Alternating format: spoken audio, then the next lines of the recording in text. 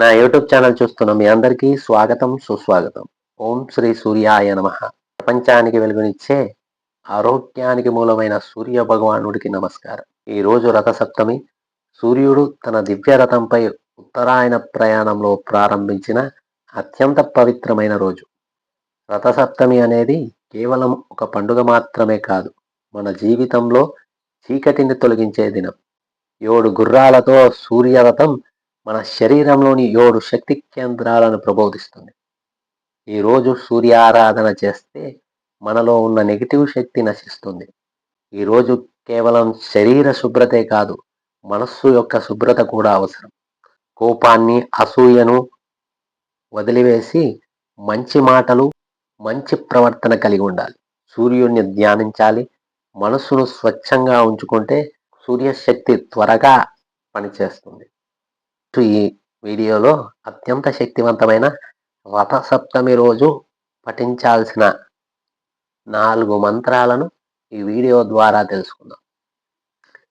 ఈ 4 మంత్రాలు శక్తివంతమైన మంత్రాలు. ఈ మంత్రాలను రథసప్తమి రోజు బ్రహ్మముహూర్తంలో నిద్రలేచి స్నానాది కార్యక్రమాలు ముగించుకున్న తరువాత సూర్య భగవానుడికి రాగి పాత్రలో నీటిని తీసుకొని అందులో ఎర్రని పుష్పాలు, ఎర్రని అక్షంతలు వేసి, ఎర్రని దుస్తువులు ధరించి సూర్యుడికి అర్ఘ్యాన్నిస్తూ ఈ మంత్రాలను 11 మార్లు లేదా 21 మార్లు వినండి లేదా పఠించండి.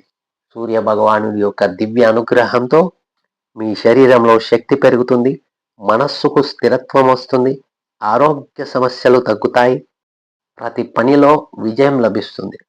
ఈ రథసప్తమి రోజు ఈ మంత్రాలను పఠించడం ద్వారా అనారోగ్య సమస్యలు పూర్తిగా నయమవుతాయి. ఈ పవిత్రమైన రథసప్తమి రోజు సూర్య భగవానుడు మనందరినీ కాపాడాలి. మన జీవితంలో ఆరోగ్యము, ఐశ్వర్యము, శాంతి ఎప్పటికీ నిలవాలని కోరుకుంటూ ఓం శ్రీ సూర్యాయ నమః, ఓం శ్రీ సూర్యాయ నమః, ఓం శ్రీ సూర్యాయ నమః. అత్యంత శక్తివంతమైన 4 మంత్రాలు ఇప్పుడు తెలుసుకుందాం. ఓం రాం సూర్యాయ నమః, ఓం హ్రీం ఆదిత్యాయ మహతేజసే నమః, ఓం రౌం భాస్కరాయ లోక ప్రకాశాయ నమః, ఓం సహ సవిత్రే సర్వరోగనాశాయ నమః, ఓం రాం సూర్యాయ నమః, ఓం హ్రీం ఆదిత్యాయ మహతేజసే నమః, ఓం రౌం భాస్కరాయ లోక ప్రకాశాయ నమః, ఓం సహ సవిత్రే సర్వరోగనాశాయ నమః, ఓం రాం సూర్యాయ నమః, ఓం హ్రీం ఆదిత్యాయ మహతేజసే నమః, ఓం రౌం భాస్కరాయ లోక ప్రకాశాయ నమః, ఓం సహ సవిత్రే సర్వరోగనాశాయ నమః, ఓం రాం సూర్యాయ నమః, ఓం హ్రీం ఆదిత్యాయ మహతేజసే నమః, ఓం రౌం భాస్కరాయ లోక ప్రకాశాయ నమః, ఓం సహ సవిత్రే సర్వరోగనాశాయ నమః, ఓం రాం సూర్యాయ నమః, ఓం హ్రీం ఆదిత్యాయ మహతేజసే నమః, ఓం రౌం భాస్కరాయ లోక ప్రకాశాయ నమః, ఓం సహ సవిత్రే సర్వరోగనాశాయ నమః, ఓం రాం సూర్యాయ నమః, ఓం హ్రీం ఆదిత్యాయ మహతేజసే నమః, ఓం రౌం భాస్కరాయ లోక ప్రకాశాయ నమః,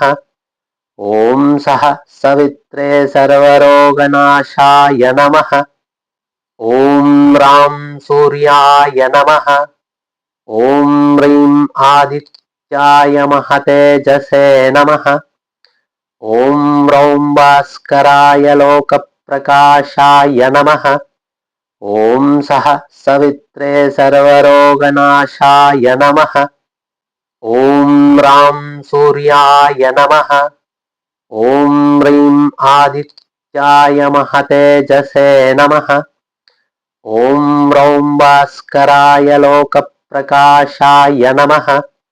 ॐ सः सवित्रे सर्वरोगनाशाय नमः। ॐ रां सूर्याय नमः। ॐ ह्रीं आदित्याय महतेजसे नमः। ॐ रौं भास्कराय लोकप्रकाशाय नमः। ॐ सः सवित्रे सर्वरोगनाशाय नमः। ॐ रां सूर्याय नमः। ॐ ह्रीं आदित्याय महतेजसे नमः।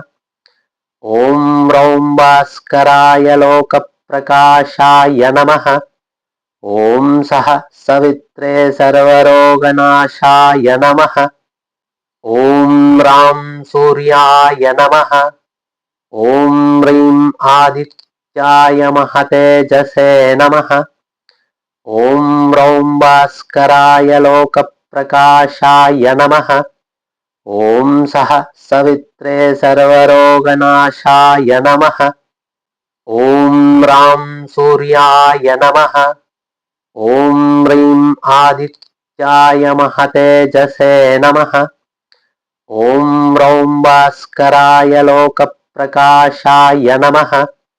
ॐ सः सवित्रे सर्वरोगनाशाय नमः। ॐ रां सूर्याय नमः। ॐ ह्रीं आदित्याय महतेजसे नमः। ॐ रौं भास्कराय लोकप्रकाशाय नमः। ॐ सः सवित्रे सर्वरोगनाशाय नमः। ॐ रां सूर्याय नमः। ॐ ह्रीं आदित्याय महतेजसे नमः। ॐ रौं भास्कराय लोकप्रकाशाय नमः। ॐ सः सवित्रे सर्वरोगनाशाय नमः। ॐ रां सूर्याय नमः। ॐ ह्रीं आदित्याय महतेजसे नमः। ॐ रौं भास्कराय लोकप्रकाशाय नमः। ॐ सः सवित्रे सर्वरोगनाशाय नमः। ॐ रां सूर्याय नमः। ॐ ह्रीं आदित्याय महतेजसे नमः। ॐ रौं भास्कराय लोकप्रकाशाय नमः। ॐ सः सवित्रे सर्वरोगनाशाय नमः। ॐ रां सूर्याय नमः। ॐ ह्रीं आदित्याय महतेजसे नमः। ॐ रौं भास्कराय लोकप्रकाशाय नमः। ॐ सः सवित्रे सर्वरोगनाशाय नमः। ॐ रां सूर्याय नमः। ॐ ह्रीं आदित्याय महतेजसे नमः। ॐ रौं भास्कराय लोकप्रकाशाय नमः। ॐ सः सवित्रे सर्वरो